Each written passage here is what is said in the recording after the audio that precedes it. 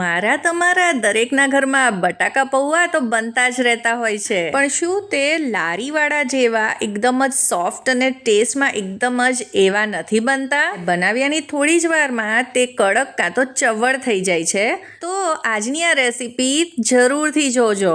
જય શ્રી કૃષ્ણ મિત્રો, કેમ છો તમે બધા?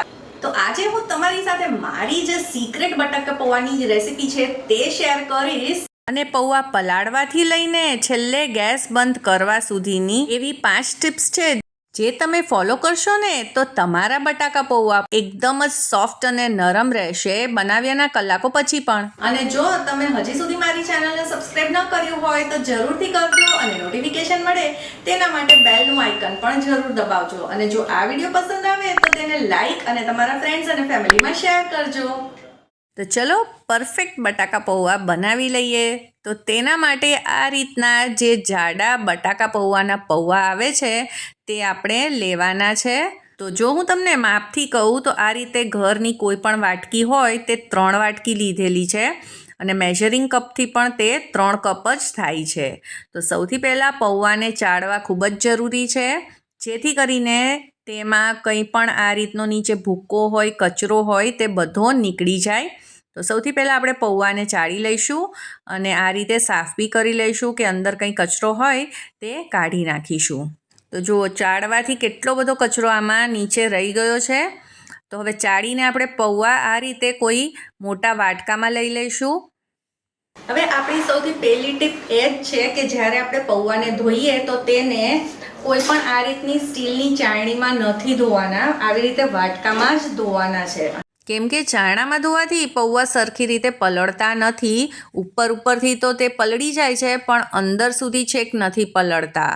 તો આ રીતે વાટકામાં આપણે સારું એવું પાણી નાખીશું અને હળવા હાથે આપણે પૌવાને ધોઈ લઈશું. અને આ ઉપરથી આ રીતે જ્યારે પાણી કાઢશું તો 2 કામ થશે કે પૌવા તો પલળી જ જશે અને સાથે સાથે આમાં કંઈ પણ કચરો હશે તે પણ નીકળી જશે. તો તમે પાણી જોઈ શકો છો કે કેટલું ખરાબ પાણી આ છે. આમાં જે પણ કચરોને હતું તે નીકળી ગયું છે. પણ આપણે પૌવાને હજી એક વખત ધોવાના છે, જેથી કરીને એકદમ ચોખ્ખા થઈ જાય અને સરખી રીતે પલળી પણ જાય. તમને એવું થશે કે પૌવા એકદમ જ લોચા જેવા થઈ જશે, પણ એવું બિલકુલ જ નહીં થાય, કેમ કે આપણે પલાળીને પૌવાને બિલકુલ રાખવાના નથી. તરત જ ધોઈને પાણી બધું કાઢી જ લેવાનું છે. અને આ એક્સ્ટ્રા વધારાનું પાણી કાઢવા આપણે કંઈ ચાળણીનો ઉપયોગ પણ નથી કરવાનો. હવે આ રીતે જેટલું પાણી નીકળે છે આપણે નીકળવા દઈએ. હવે આવે છે ટીપ નંબર 2 કે આમાં આપણે છેલ્લે થોડુંક પાણી જે હોય તે રહેવા દેવાનું છે. આને કંઈ ચાળણીમાં બિલકુલ કાઢવાની જરૂર નથી. આપણને એમ થાય કે વધારાનું પાણી નીકળી જાય, પણ એવું નથી કરવાનું.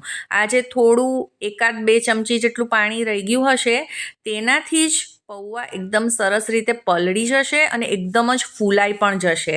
હવે આવે છે ટીપ નંબર 3 અને તે છે કે આપણે આ પલાળેલા પૌવામાં જ મીઠું, ખાંડ, હળદર ઉમેરી દેવાનું છે.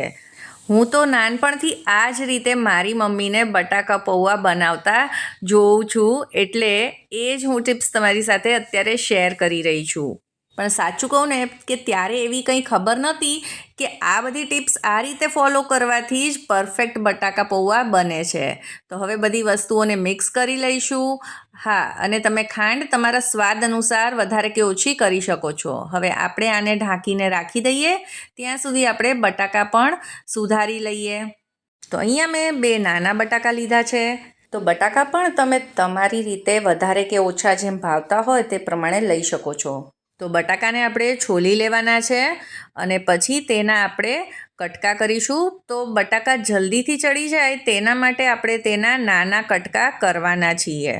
જો બહુ મોટા કટકા રાખીશું તો બટાકાને ચડતા પણ વાર લાગશે અને જ્યારે બટાકા પૌવા બનાવશું તો બટાકા એકદમ જ અલગ રહેશે પૌવાથી. એટલે આ રીતના નાના જ આપણે બટાકા સુધારીશું. અને બસ આમાં થોડું પાણી ઉમેરી દઈશું. હવે બટાકા પૌવાનો વઘાર પણ આપણે મૂકી જ દઈએ, કેમ કે જ્યાં સુધી આપણે આ બટાકાને વઘારશું અને તે ચડશે ત્યાં સુધી પૌવા એકદમ સરસ રીતે પલળી પણ જશે.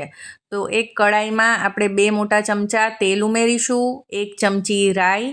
બટાકા પૌવામાં સિંગદાણાનો સ્વાદ અને એનો જે ક્રંચ છે એ બહુ સરસ આવે છે, એટલે આમાં મેં થોડાક શિંગદાણા પણ ઉમેર્યા છે. હવે 2 મિનિટ આપણે સાતળીશું જેથી કરીને રાઈ પણ ફૂટી જાય અને શિંગદાણા પણ શેકાઈ જાય. તો હવે શિંગદાણા એકદમ જ સરસ શેકાઈ ગયા છે. તો શિંગદાણાને એક તરફ કરી દઈશું અને આ જ તેલમાં આપણે અડધી ચમચી જીરું ઉમેરીશું. હવે જો જીરું આપણે રાઈની જોડે જ જો ઉમેર્યું હોત તો તે તરત જ વધારે પડતું સંતળાઈ જાત અને થોડુંક કાળું પણ પડી જાત, એટલે તેને છેલ્લે નાખ્યું. સાથે જ મીઠા લીમડાના પાન ઉમેરી દીધા છે અને આપણે આમાં ઉમેરી દઈશું 2 થી 3 તીખા મરચાં તમે તમારી તીખાશ પ્રમાણે નાખી શકો છો. બારે જે લારીવાળાને ત્યાં બટાકા પૌવા મળે છે તેમાં લાલ મરચાંનો ઉપયોગ નથી થતો, લીલા મરચાંની તીખાશ હોય છે. તો આ એકદમ જ તીખા મરચાં છે એટલે મેં 2 જ ઉમેર્યા છે. હવે તેને બસ અડધો મિનિટ સાતળવા દઈશું અને પછી સુધારેલા બટાકાને આમાં એડ કરી દઈશું. બટાકાને આપણે પાણીમાં પલાળેલા એટલે થોડું ઘણું પાણી તો આમાં બટાકાની સાથે પણ ગયું હશે, એટલે આપણે એને ઢાંકીને જ્યાં સુધી બટાકા ચડતા નથી ત્યાં સુધી તેને આપણે રાખીશું અને પછી થોડીવાર પછી આપણે બટાકાને ચેક કરી લઈએ. તો ચપ્પુની મદદથી કે ચમચીની મદદથી આ રીતે આપણે તેને ચેક કરી લેવાના કે તે બફાઈ ગયા છે કે નહીં. તો 2-3 બટાટાને ચેક કરશું તો ખ્યાલ આવશે કે બધા બટાકા બફાઈ ગયા છે કે નહીં. તો આ રીતે આસાનીથી તે તૂટી જાય છે એટલે તે બફાઈ ગયા છે. હવે આપણે આમાં ઉમેરીશું ચપટી હિંગ, થોડી હળદર 5 ચમચી જેટલી અને બટાકાના પ્રમાણનું મીઠું ઉમેરી દઈશું અને બધી વસ્તુઓને એકવાર સરખી રીતે મિક્સ કરી લઈશું. હવે જો તમને આદુનો ટેસ્ટ ભાવતો હોય તો જરૂરથી આમાં એડ કરજો, કેમ કે આદુનો ફ્લેવર બટાકા પૌવામાં ખૂબ જ સરસ આવે છે. તો આ રીતે હું ખમણીને નાનો કટકો આદુનો આમાં ઉમેરી રહી છું. હવે આદુને તમારે પહેલાં બિલકુલ નહીં ઉમેરવાનું, કેમ કે એ તેલમાં સંતળાઈને કડક થઈ જાય, એટલે અત્યારે જ ઉમેરવાનું, કેમ કે હવે આપણે તેને સાતળવાનું નથી. અને હવે જે આ પૌવા પલાળીને રાખેલા તેને આપણે ઉમેરી દઈશું. તો હાથોની મદદથી આ રીતે આપણે તેને છૂટા પાડી દઈશું, કેમ કે તે ગાંઠા જેવા થઈ ગયા હશે અને પછી આપણે આ કઢાઈમાં ઉમેરી દઈશું. તો આખી રેસીપીમાં જ્યારે જે વસ્તુ ઉમેરી છે ને, તમે જો એ જ પ્રમાણે ઉમેરશો તો બધી વસ્તુઓનો સ્વાદ બી એકદમ સરસ આવશે, બરાબર આવશે અને તેના લીધે બટાકા પૌવા પણ એકદમ જ પરફેક્ટ બનશે.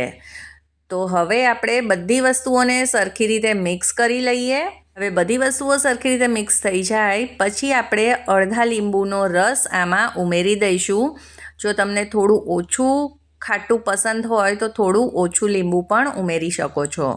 હવે આવે છે ટીપ નંબર 4 અને આ બહુ જ ઇમ્પોર્ટન્ટ ટીપ છે કે પૌવા ઉપર આપણે આ રીતે 2 થી 3 વખત થોડું પાણી લઈને છાંટીશું. તો એકદમ જ વધારે પાણી નથી નાખવાનું, પણ આ રીતના થોડું પાણી ઉપર છાંટવાનું છે અને એક વખત બધી વસ્તુઓને સરખી રીતે મિક્સ કરી લઈશું, જેથી કરીને જે પાણી નાખ્યું છે તે સરખી રીતે મિક્સ થઈ જાય. હવે ઉપરથી થોડા લીલા ધાણા ઉમેરીશું.